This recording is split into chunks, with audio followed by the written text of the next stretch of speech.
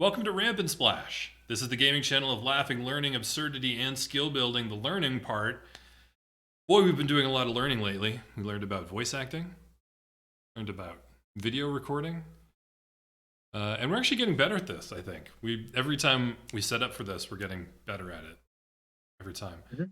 But what about the splash, Chris? This game, Final Fantasy VIII, was a very serious game. So they added a little splash, a little something. Do you know what that was? Is it fishing? Actually, no. I don't think there's actually a fishing minigame in Final Fantasy VIII. It's sad because most Fisherman's Horizon. We're gonna play Magic the Gathering. I could be wrong though. Oh, you do fish for chocobos in the chocobo forests. Wait, do what? In this game, it's like fishing. You send a pinger. Oh, okay, yeah. To try and lure out the chocobo, and then you jump on it when it comes out of the bushes. Wow. So it's kind of like a fishing minigame. No, Chris, they added cards to this game, a collectible card game. Anyway, why don't we just get started? Go ahead and hit play. About this. Yeah, we have some exciting rules in place now.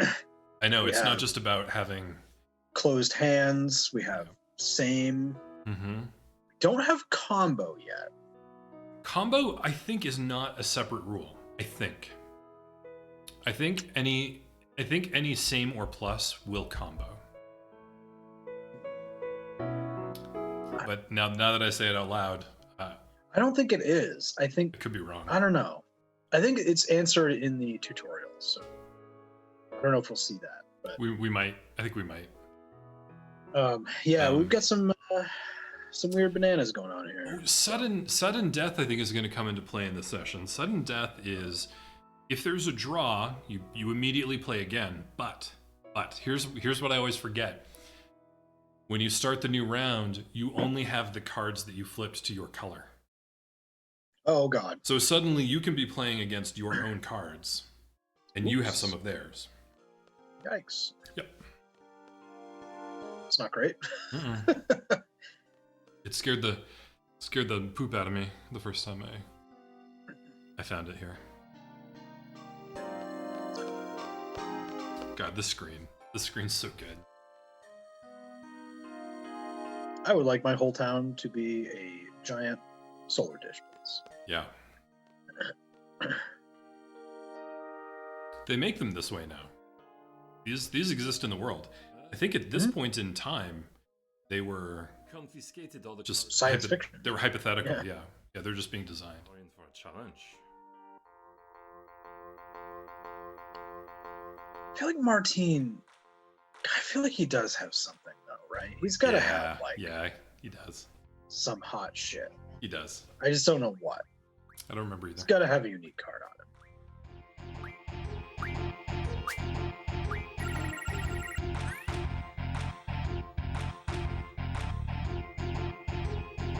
Stole all of his students' cards, so I got a Biggs and Wedge. Nice. Yeah, so they're not even a boss card, and I forgot that. Oh, sad.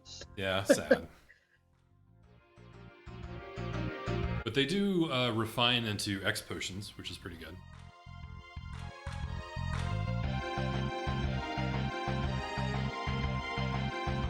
Man, Martine's a real deep thinker, huh? He's in the tank.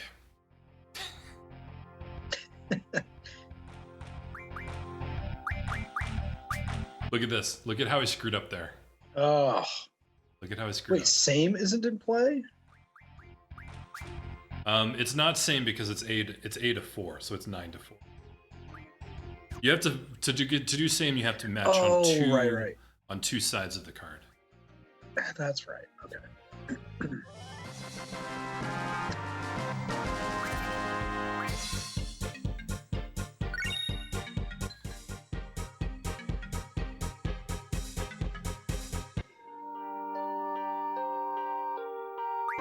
I love the previous dialogue with this guy when you first meet him again. Yeah. He like literally weeps, and I imagine Squall being like, "It's all right, it's all right, buddy. Hey, listen. Do you know what would get your mind off this? It's like super awkward. Oh, there's a lot of elements on this board. Yeah.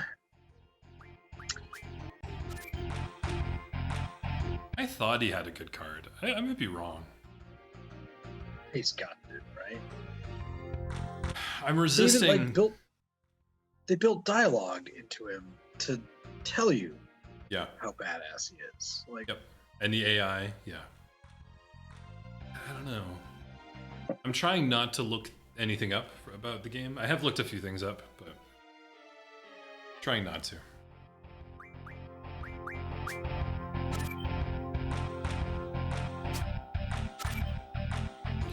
What?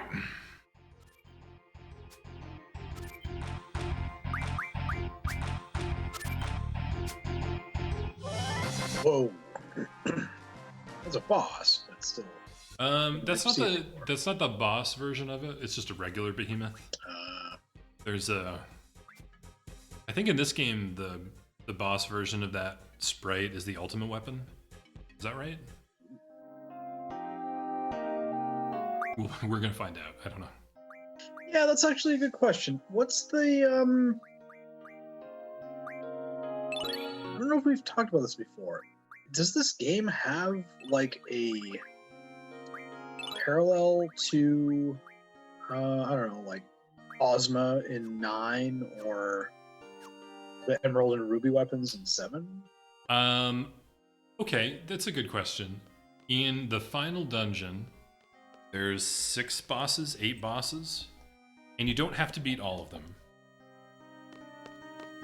You can skip some. Okay, yeah, I think But I they're vaguely not remember that. more challenging than the final boss. There are some GFs that are hard to get.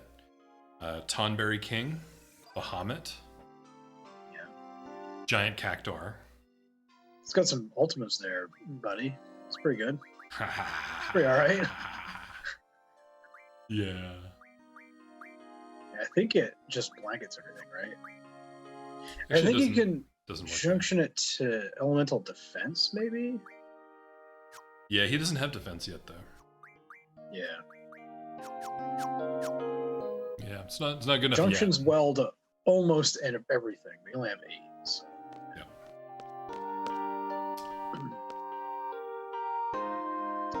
So yeah, some of those GF battles are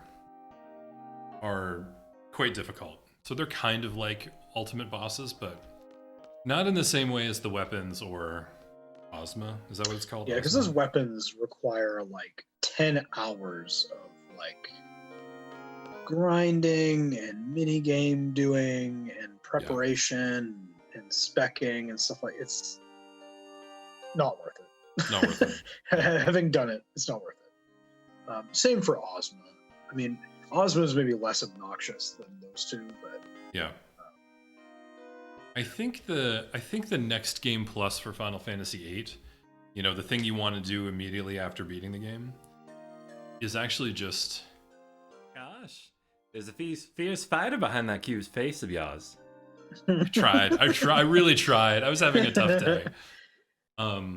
I think the new game plus for Final Fantasy VIII is just restarting and giving yourself constraints. Like, yeah. I'm going to restart, but this time Squall is the wizard and Renoir is the fighter, and we're only going to get these GFs, you know. Since the arrival of the soldiers at the station, the mayor is on his way to speak to them. Please remain calm and lock your doors. Comments, anyone? The soldier in red looks like that leader seemed like a moron. I mean, is that a forum? Yeah, so this world It's like an internet presumes that the broadcast is somehow merged with internet. Yeah. Which in 1999 was a legit possibility. Yeah. That's kind of how things were headed. That was neat. You just got some shit posting from 1999. Somebody on there being like, those soldiers that invaded us are losers. I couldn't beat those guys. Oh, okay. Oh. Oh my god, Chris, you know there has to be a QAnon equivalent in this game. It's like the sorceress was right all along.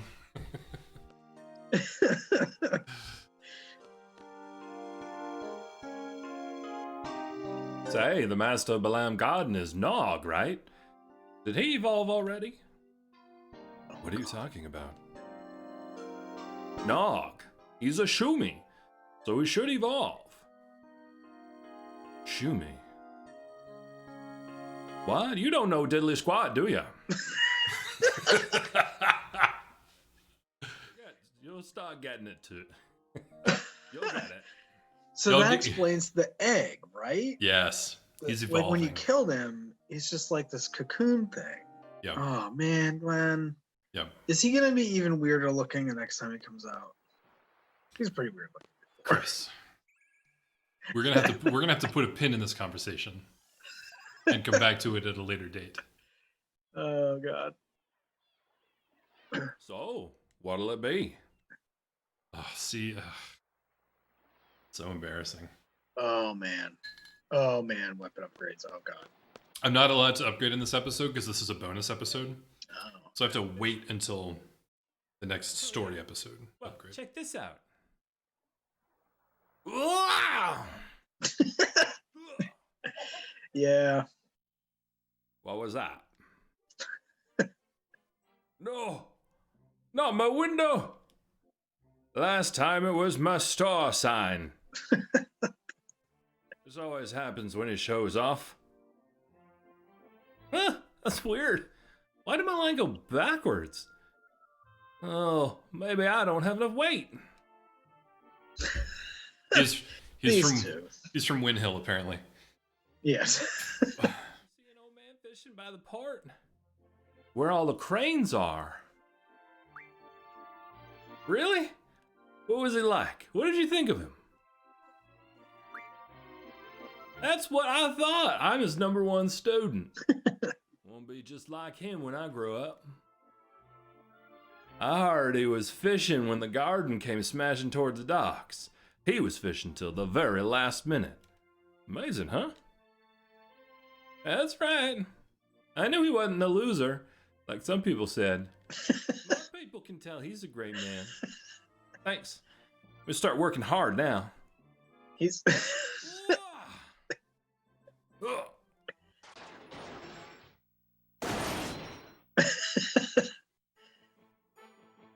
Hey, you're gonna wreck my star, you dingbat. Fish like a real man. Holy shit. You know I can't do that, Poppy. I might drown. I might die out there. You know I can't swim. What? God. So, what'll it be? I feel like that must be like a classic. Like that must be the Japanese equivalent of Who's on First. Oh, sure. Right? Because their culture is historically was based so much in fishing. Yeah. This guy is probably some ancient, what's the word? Fable that they're referencing there.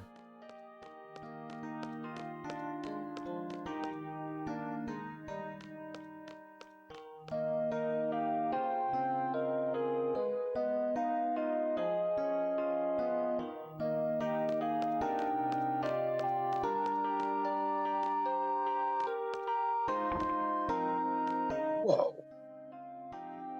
Secret door. Never would have guessed there was something in here. Yeah. I don't think I've ever been in here. Look. Oh, all that stuff there I got from this guy in Shumi Village. Both artisans and share a lot in common, so we get along real good. It's a little toy. Mhm. Those little weird guys. Chris, what's a Moogle? No, not Moogle. What are they called?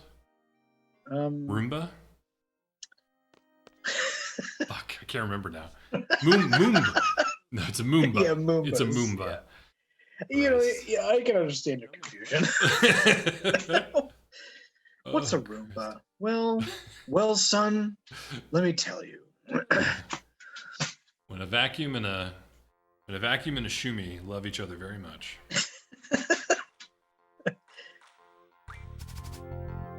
Oh man.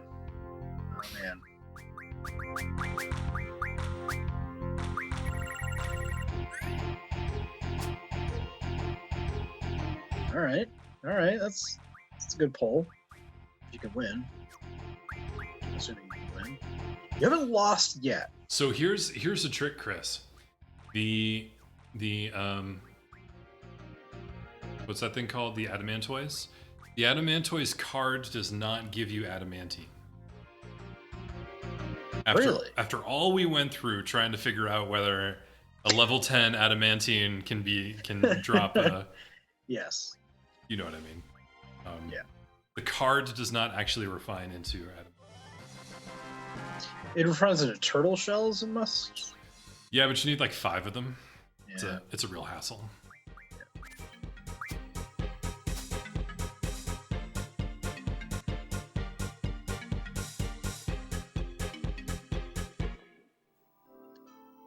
There's got to be somebody in this town that has a unique card, right? Yeah, there's actually, I think 3. There's 2 for sure. I only got 1. I'll come back for the other one.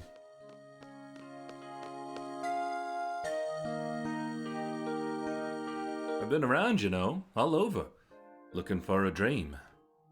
Yeah, after I left Ballet, I traveled all over the place for more than a year. And somehow I ended up here. Picked up the accent, Bob. Yeah, well, he tells the story. you don't learn that until the end of the story. Yeah. You like cats? Yeah, cats are great. My house, there's 256 cats, yeah? Yeah. But what's weird is I can't count no more than that. Reached the hexadecimal limit there, Bob. So, this game is full of so many verbal Easter eggs. Want to play cards? I mean, that must be the joke, right? Yes, that is the joke. You reached the limit of cats, and it's Yes. 256. Yes. It's like, that's so dorky. It's like only a joke that a video game programmer is going to understand. Yeah. That's awesome. Well, it's kind of broad. I mean, most people know the hex limit, right? But it's like pertinent to video games, right? Like, Yes. Yep.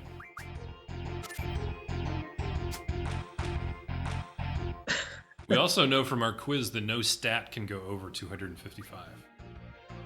That's right.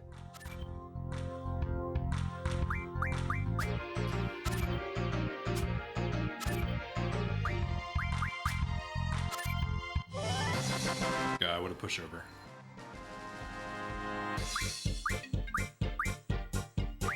So what I'm doing now, I think I mentioned this in the previous Triple Triad episode. What I'm doing here is I'm testing the fences like a velociraptor. I'm looking for the person in Fisherman's Horizon who has the good cards. Darn it. I won't lose next time. Okay. And everyone here has better cards than in previous sections of the game. A building here, but now it's gone. I guess I can fish here now. I like that attitude. Yeah, that was good. He's good. Something. Oh, everything's turned to shit. Yeah. Might as well just do some fishing. Yeah, Bob. No, you just told me you don't like cats. Oh, God.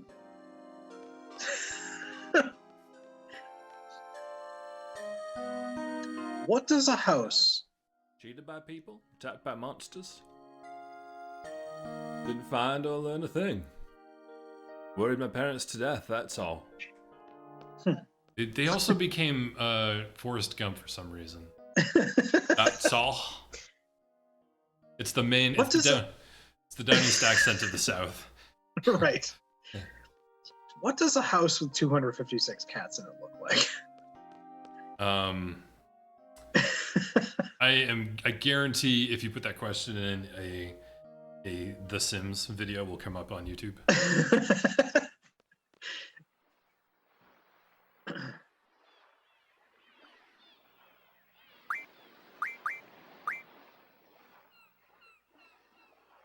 Oh man. You've got screws, you've got things. Yep. It's so exciting, Glenn. Spiderweb, that should be easy to get. Yeah. I'm on it. But, enough screws still. Like the sound of that. Plenty of spikes. Ooh, Rising That's a lot of Sun. screws. It's a level 3.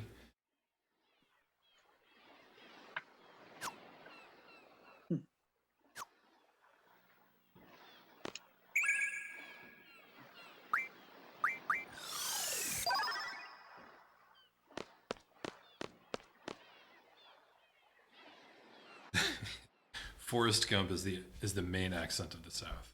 I feel like that's a T-shirt. It only works in Maine. Like only Mainers would buy that shirt.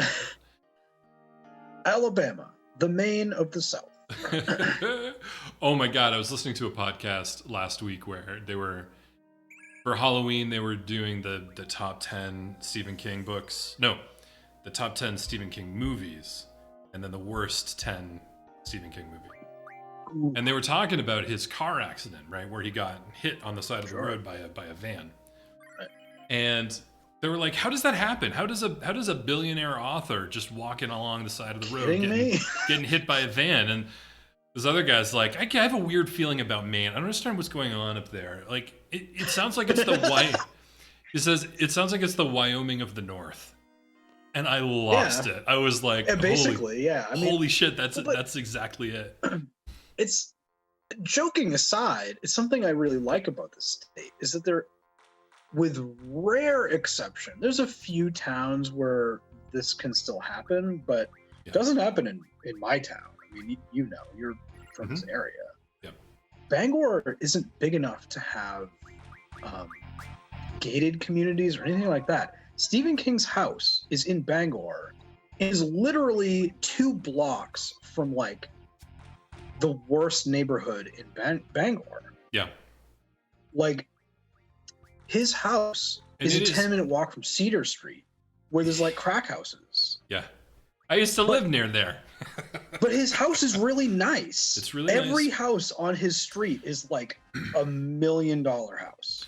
Well, I will say, having lived in a few communities now outside of Maine, like that is that old American weird thing of like, this block is the poor block and right next to it is the rich block, right? And so like I'm in one of those like my building is right at the intersection between a very wealthy street and a very poor street. But I feel like those divisions are getting physically wider as decades go on, and that like this whole like boroughs or whole neighborhoods that are like sectioned off in a lot of like bigger communities or other states, but Maine doesn't do that. There are really no gated communities in Maine. I mean, there's probably some, but like not as many as in other states. Yeah, I mean, Stephen King's house does technically have a gate, but you can walk right up to it and look through it. I mean, it's just iron bars. I mean, like gated communities with like, HOAs and that kind of crap. Like, So we just had a sudden death there. By the way, there was a draw. Yeah, this is gonna get hairy, huh? Yeah, because he's got beefy cards. What were you gonna say? I interrupted. Well, I mean, you're talking about bad Stephen King movies and good Stephen King movies. Yeah. I feel like there's a lot to choose from in both. Yes, correct. There's so many. And you don't realize how many there are until you actually start thinking about it. Like, well, and some of them are secret, right? Like, like a lot of people don't know Stand By Me and Shawshank, of Stephen King. Yeah. There's others. There's other secret ones.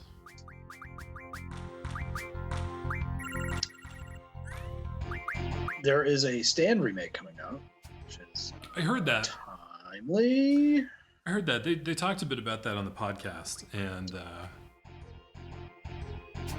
one of them said that they hated the miniseries. And actually, one of them said that they hated the It miniseries, and I have to disagree. Oh boy. They are limited. There are limitations to those miniseries. Yeah. Right? Clearly. I don't think either of them are perfect, but they're not. They're very watchable.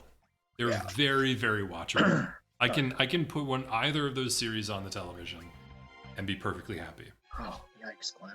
Oh god, just stressing me out. Look, I got my. I can get my spider web. Caterpie or whatever. Caterpie. Oh Christ. Ugh. Yeah. Yeah, I mean, okay, so I haven't seen the original It miniseries or the original Stand miniseries since I was like a teenager. Oh, So, you should go back and rewatch those. Those are yeah, they have limitations, but they're so fun. Yeah. They're so much fun. There's so many good performances and goofy special effects and cool story moments and Yeah, I mean, I guess I've always just assumed they're pretty good. I remember them being pretty good. Gary Sinise is in one of them. Gary Sinise is in The Stand, and it opens with the Don't Fear the Reaper montage. Yes. And if you're gonna hook Glen, start with a montage. Yeah. Yeah. And if you're gonna hook me, start with Blue Oyster Cult. Oh Christ. I've been listening to a lot of Joy Division and New Order. Oh, good God. Yeah. Holy crap, man. I mean, they're like, it's really astounding that they're like two totally different bands, though. Yeah. Right? Ian Curtis was really, really a gifted songwriter. Holy crap. I gotta say, I don't like Joy Division as much as a lot of the peers. Like, I'm so into The Cure. Yeah. And the Smiths. Yep. And they both came a little later, but Yep. Yeah. Yeah, I know. I mean, I hate this. I kind of got into that kind of late in the game, Sometimes. and yeah, real good. Joy Division. I mean, some of their songs sound like Nine Inch Nails songs. They sound like. Well, Trent covered a couple of them. Right. Yeah, like Dead Souls and stuff like that. Yeah. I mean, Okay. but like, Trent Reznor's Dead Souls cover doesn't sound like a Nine Inch Nails cover of somebody else's song. It sounds like a Joy Division song. Yeah. Does that make sense? It does. Yeah. So, like, would it be all right if I asked them to fix some other stuff too?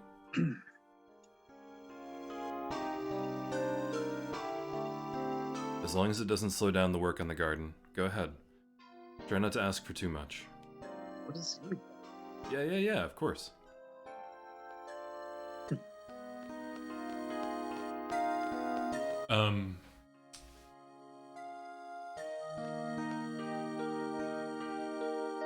What? Selfie's feeling down right now? I thought I should let you know since you're kind of like the leader. I think you should go talk to her. I know you're a klutz when it comes to these things, so I'll back you up. Where is she? She's hanging out at the stage by the quad. Go! It's working! I just want to play cards. Yeah, there's a little bit of story here. I feel bad hiding it in the bonus That's episode. all right. Nobody cares. So one of the joys of watching the Stand miniseries is Trash Can Man. Wow. Played by the guy. My life for you. Played by the guy who was Max Headroom.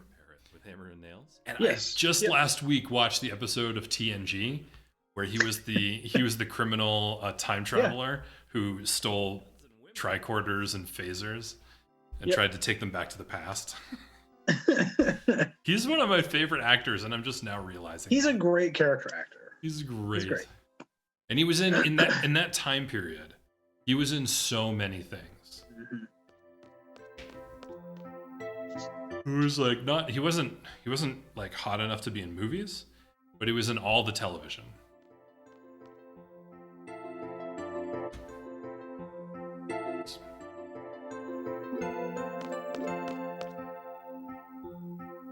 I could just picture Instructor Trep fighting for you. And Instructor Trep has defeated 30 enemies, and I had such an innocent image of her. Oh, let me give you your stats. You've defeated 26 enemies. You know, but I don't even care about you. That's savage. Oh, there you go. I don't know why you would have an innocent image of your teacher who teaches you how to use heavy weaponry. Right. Like, you've seen her fire a Gatling gun. What are you talking about?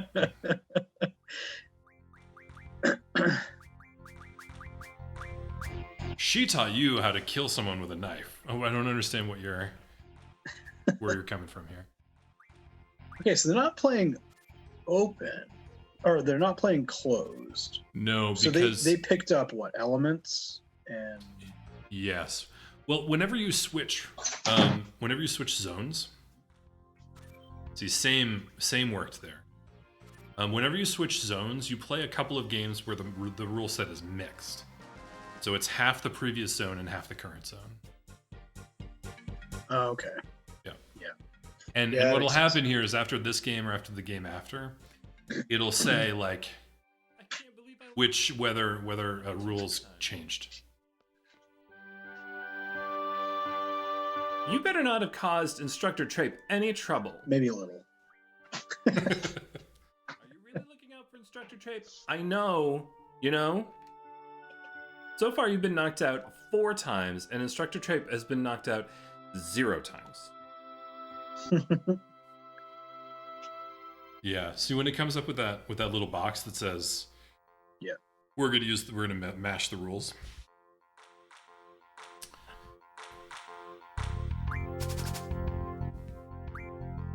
And as fun and challenging as it is to have a closed hand, you probably won't. There it is. You probably want to try to spread open, right? Yeah. If you're gonna really not get caught, unawares. If you play closed against somebody when the plus rule is out, you're done for. You can't beat them. The Because computers. that last right, if they have the last play, they could accidentally Oh yeah. trigger like a cascade effect. And Oh, 100%. Yeah. it gets really frustrating because you can't even plan for it very well. Like, if you can't see their hand. Yeah. And hell, even if you can. Watch this. Sudden death.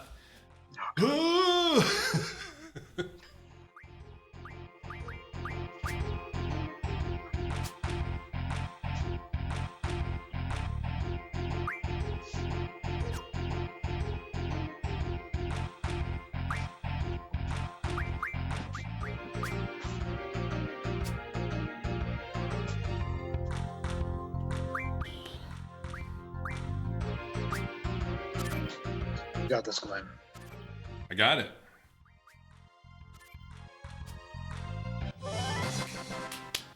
Yes. I wonder what she refines into. I mean, not that you should do that right now. No, I'm not going to do that right now. I think it's like 3 golden circlets or something.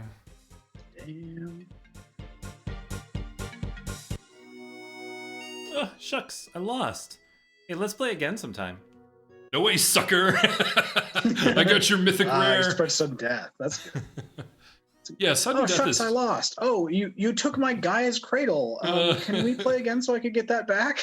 No. Nope. Nuts to you, sucker.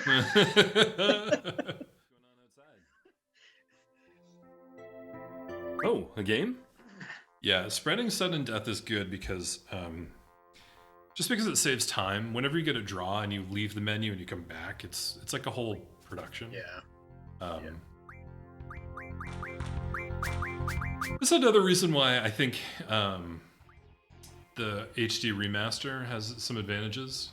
I know the screens load a lot faster.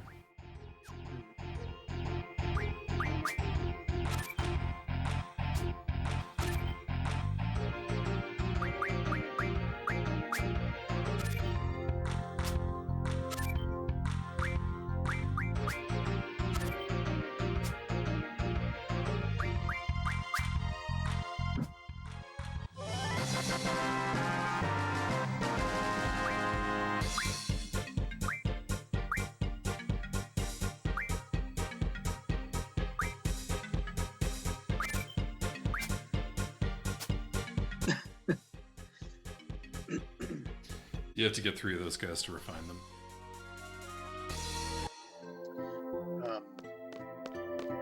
I was thinking of something earlier.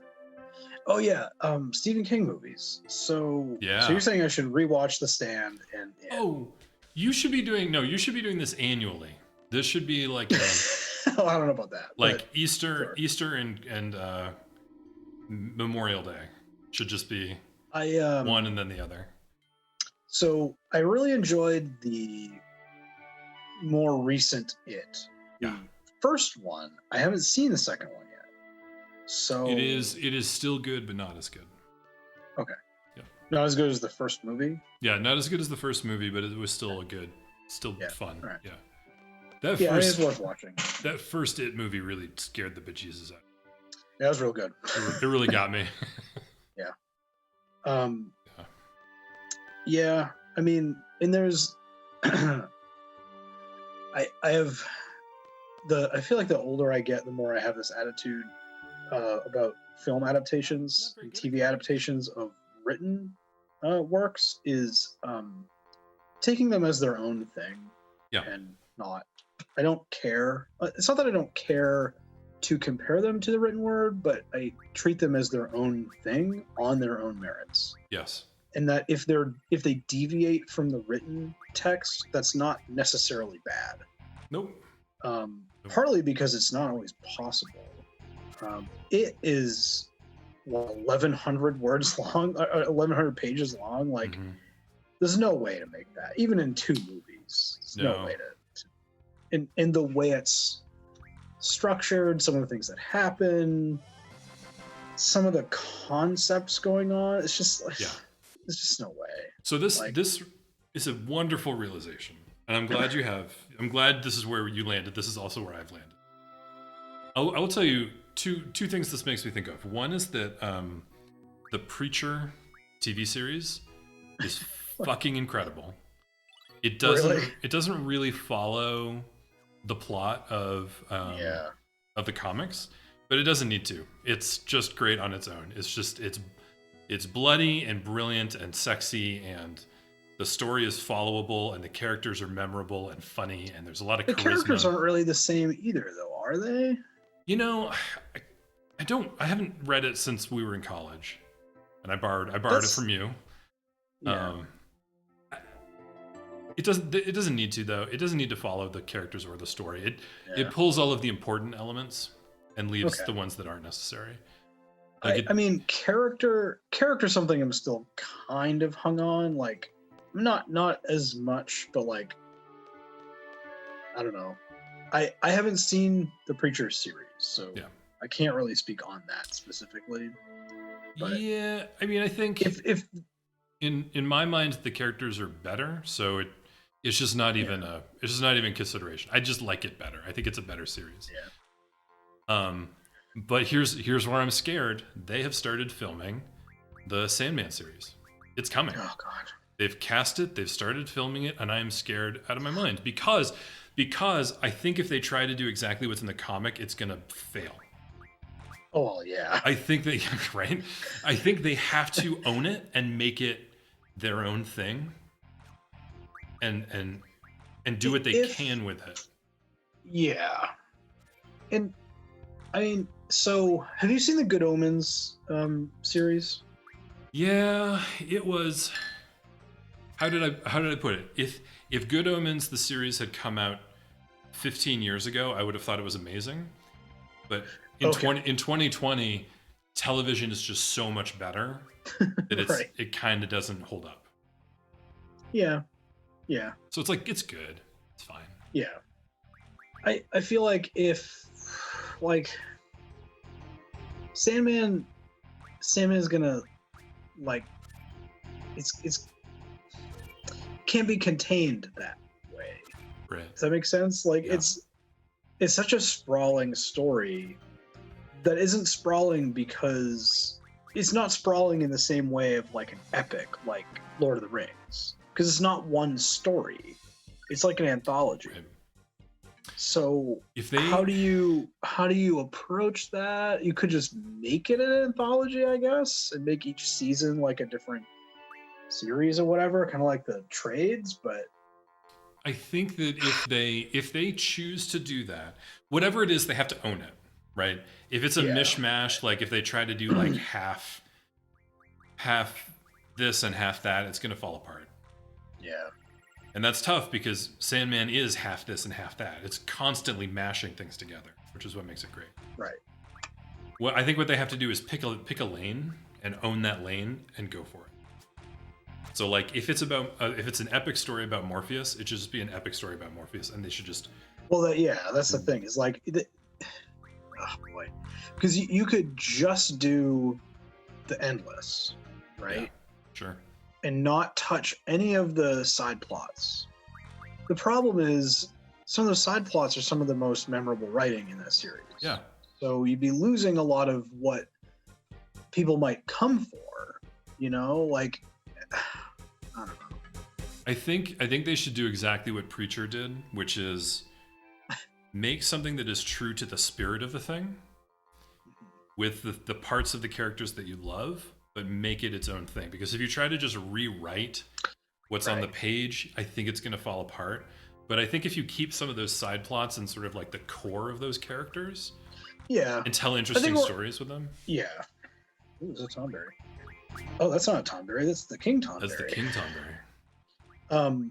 I think we're on the same page about that because, like, at the beginning of the conversation, I said I have no problem with films that deviate from the text within reason. Like, they still have to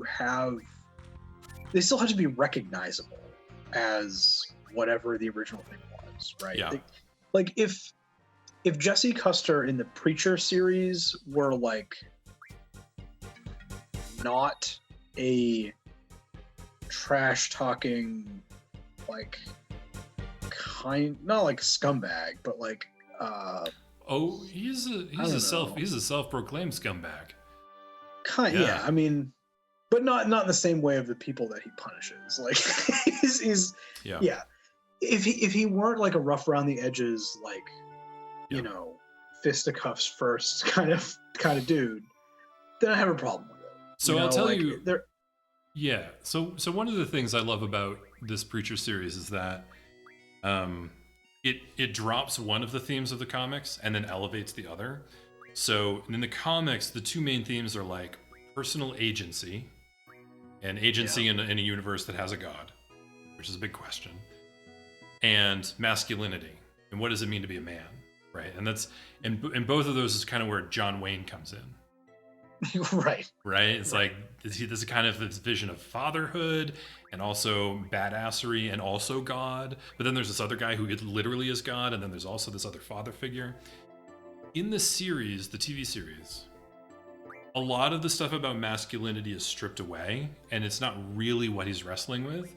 But then they elevate the question of agency. And all of the plots, all of the characters have some issue with personal agency. And like some characters end up in hell. Occasionally they end up in heaven, but some characters end up in hell. And there's this question of like, well, if hell is a place you can get out of, is it really hell? And some characters are able to escape. And like, God claims to be all-powerful, all-knowing, and infallible, but he keeps fucking up. Is he really? Right? Yeah. So, right. So anyway, the point is that they took one theme and they said, you know what, this really isn't about masculinity. What we're going to focus on is the idea of agency and free will. Okay. And they re-aimed it at that, and every plot ties back into personal agency. How did you know I enjoyed playing cards? Well, shall we play some cards then? Even Humperdew. Humperdew is amazing in the series. And he has a great grandfather named Jesus, who is also in the series. And both Humperdew and Jesus are both wrestling with the idea of agency. You know, Jesus has a real problem with free will in the Bible, right? If he was destined to die for this reason, yada yada yada. Right. Well, did anything he did matter, right? Right. It's a lot of people's problem with that text, let alone, if such a person did exist. I can only imagine the problems he would have with that whole idea. Right, exactly. They really lean into it in the series. Anyway, my only point is that I think the Sandman people should do the same. Yeah. pick a couple of themes and really lean into them, and then sort of Yeah, I mean, as long as it doesn't become like a Ship of Theseus kind of thing, where they've changed enough of the parts, it's no longer Sandman anymore. Yeah. You know what I mean? Like, yeah. any of these things are arguable. Like, I also haven't seen it because I don't have enough time to watch TV.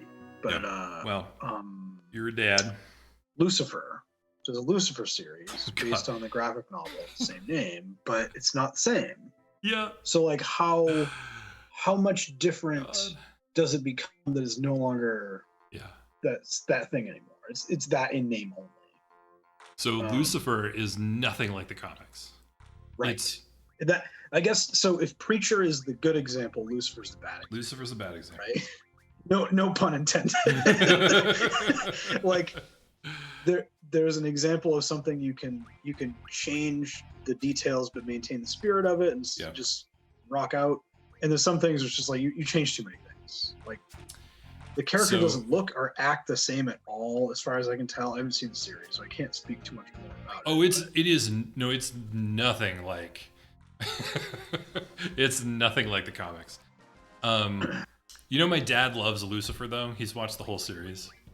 He really enjoys it. But I know a few people that have enjoyed the series. Sure. I don't know if they've read the book. I'm assuming your old man hasn't read. No, I don't series, think he has.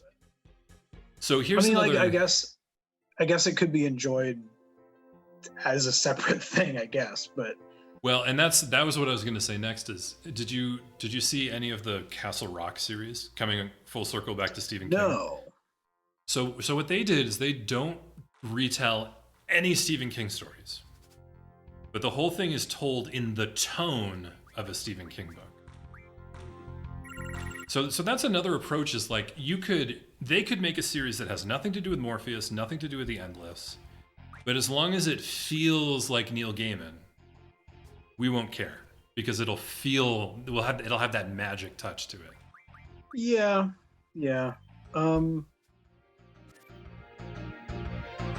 Yikes. This is going poorly, huh? You said it, brother. You gotta get off the mat here. You're gonna lose your Ivanka Trump card. Oh God.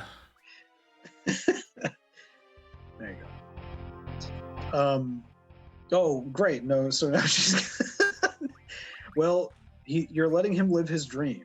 Yeah. He's playing with her card. He's playing using with her. the Quistis card. Yeah. Yeah. I played my Quistis card. That's naturally the first card out of his hand. You activated my Trump card. God.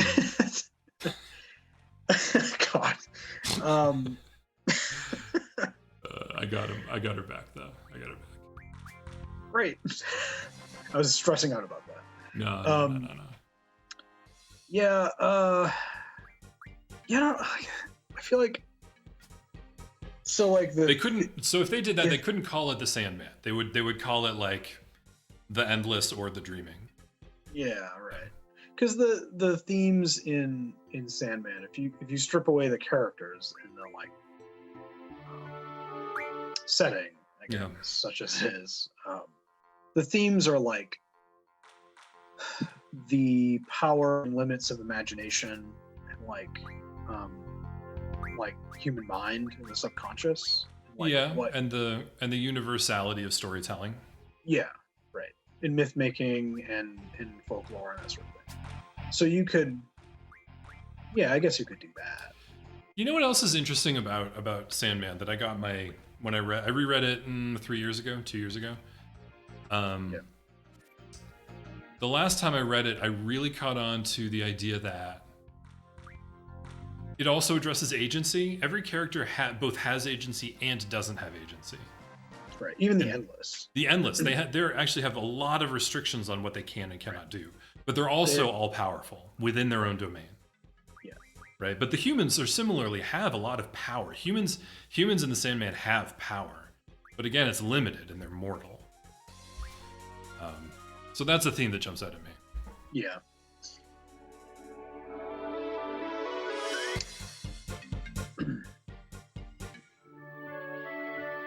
I think the thing I'm worried about most in that is they're going to change Dream's character in such a way so as to humanize him too much. Because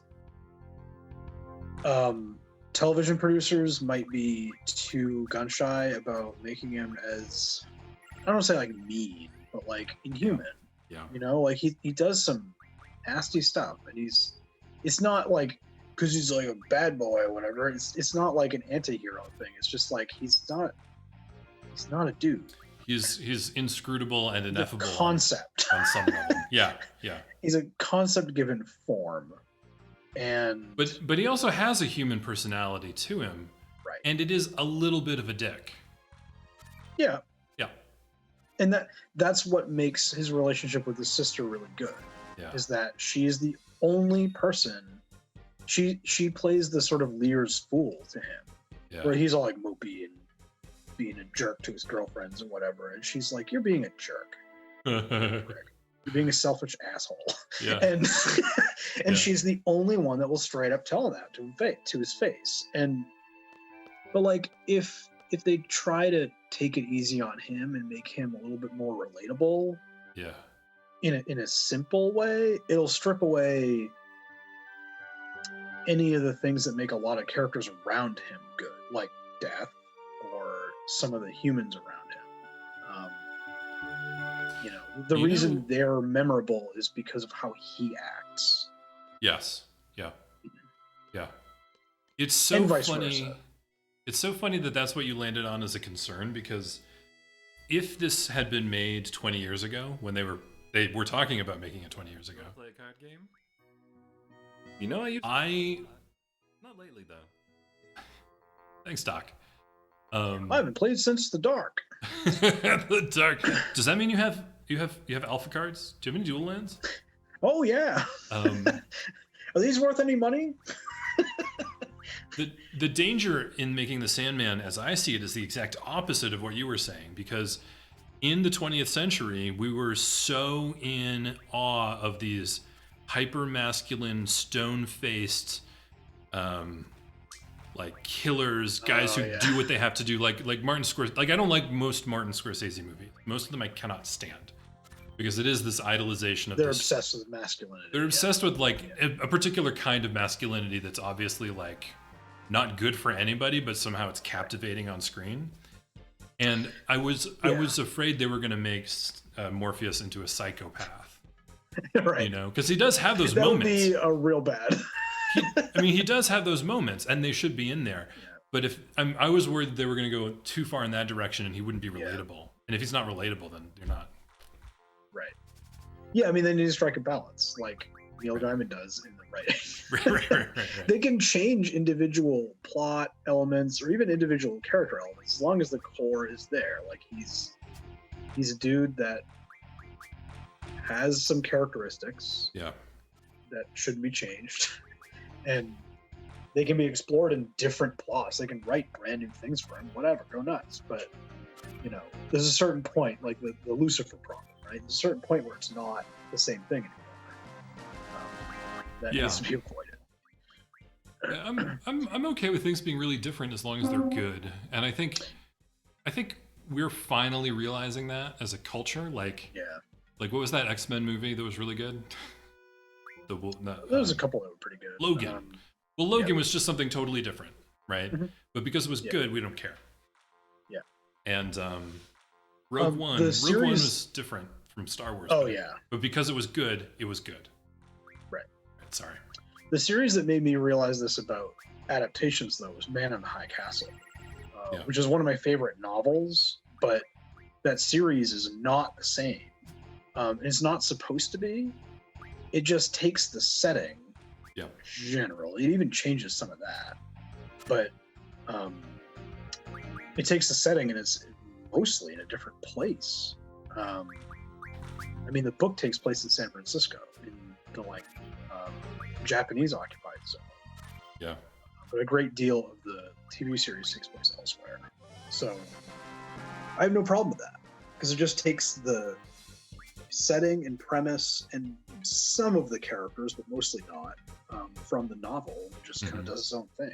Mm-hmm. But it's still in the spirit of the novel. There's even some of the like metafictional, like weird mind trippy things that are very Philip K. Dick that are necessary in a Philip K. Dick story. Like the sort of movie within the movie. In the book, it's a book within a book, but obviously it's going to be a movie in the movie. So yeah, 100%. 100%. If it's, I really think people think too much of texts and characters as things, and they just ignore quality. Like, like a lot of people have issues with adaptations, and I just always want to be like, I don't think that's your real problem with it. I think your problem with it is that it wasn't good. right. Like, this movie sucks. You don't have to justify it by saying the characters are different. Like, well, it sucks. It just sucks. Yeah. I'm looking at you, The Hobbit. Oh, that was good. That was funny. That was very funny. I still haven't even seen the third one, and I probably won't bother. You know what? People told me it was the worst one, and I watched it. And because my brain was able to shut off, I was like, oh, look at the swords. That's cool. Sure, yeah. Look at that guy. He got stabbed right in half. I really hate to say it, but I really called that shot. Like, when those movies were announced as a trilogy, before they even started filming them, I was like, they're going to be garbage. There's no way. There's 3 movies worth of material in that book. There's no way. Right. And here's the thing, though. Here's the thing. This is what I'm claiming. This is my claim. If those movies had turned out good, we would be talking about it totally differently. Yeah. Because they could have made 3 Hobbit movies that were like legit good. They didn't. Right. They made terrible movies. If you think like, okay, say they made a Hobbit miniseries, then it would be more like Preacher, and it's like, okay, there's Bilbo and he's adventuring across Middle-earth, and it's now the expanded Middle-earth canon. Yeah. It's the Middle-earth extended universe or whatever. Yeah. That would be okay, but that's not what they did. They are doing that now, by the way. It's going to take place 1,000 years before. Yeah, I heard that. Yeah.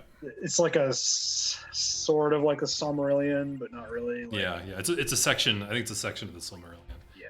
But it's going to be more like freewheeling like the Silmarillion is, so yeah. I think it's probably, I don't know. Again, if it's good, it's good, and then it'll be good, and then I'll be glad.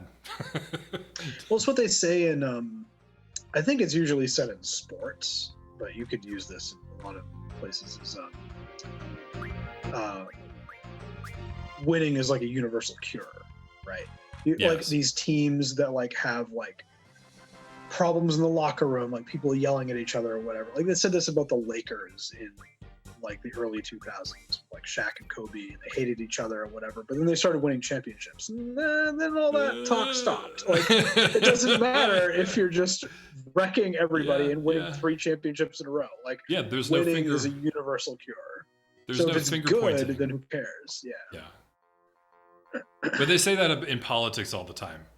That like when Hillary Clinton lost the 2016 election, there was a sudden like shatter pause, and everybody's pointing fingers, and then Nate Silver keeps saying over and over again, if any one element had changed, she would have won. It's a combination of all of these things. What the fuck are you doing to yourselves? Yeah. And if she had won, none of that conversation would have ever happened. Right. And it arguably didn't really happen in good faith in the Democratic Party, and they have not fundamentally changed. Whoops. Some stuff has changed. Some stuff has changed. I'm not bitter about Bernie or anything. It's fine. Some stuff has changed incrementally. It's hard to see, but it has changed. Just not fast enough to deal with the problems that we have. No. That's the problem. He's got some good cards, but he doesn't have his card. Yeah. Like I thought he did. I think he had somebody's card. I think he might not have it until later. Or I'm wrong. This is the other thing is they don't have to use the cards. Right. You have to play them over and over again to make sure. They don't have cards. I remember it's not that many times though. I remember not having to sit here for hours and hours and try to get like Quiz's card. Like, Yeah. they It's have like usually- a binder of like 20 cards or something, you know, like Yes. um, It's usually within the first 3 games for me. yeah.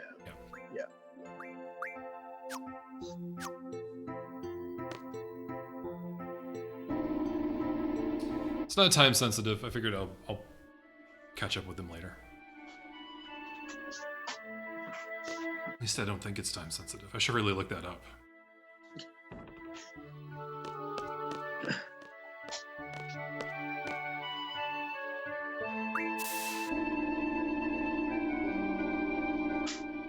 You know, at one point, I think this was in the 2000s, so it's probably not this anymore. But at one point, Joseph Gordon-Levitt was signed on to be Morpheus. And at the time, I didn't realize who he was as a person, as an actor. And now, if you told me Joseph Gordon-Levitt was going to play Morpheus, I would be like, okay, I trust you. He's a good enough actor. I don't know if he's tall enough. I had the same thought. But honestly, they can do anything with the computers. It's really the tone. He would get the tone right. Yeah. It's weird because like I guess this is another issue with why I'm more flexible about like film adaptations is there's certain parts of the written word that are we're almost out of time here. They're almost impossible to know objectively what that is. An example is Dream's dialogue. He speaks in this weird like black like box wibbliness. What does that sound like? And no two answers are going to be the same. No. And it's possible that it shouldn't ever be the same. Right. That when he's in one location or in one era, he should be sounding this way. Right. In one culture, he should sound this way. But like Death has like regular dialogue boxes because she's a little bit more human than the rest of her siblings. She's in touch with the people. Right. She's always getting out and about and She's a woman of the people. making small talk. Oh, well, that was a great podcast about what it means to adapt a text. I want to thank everyone for joining us, and we'll see you all next time on Rampant Splash. I'm stopping the video now.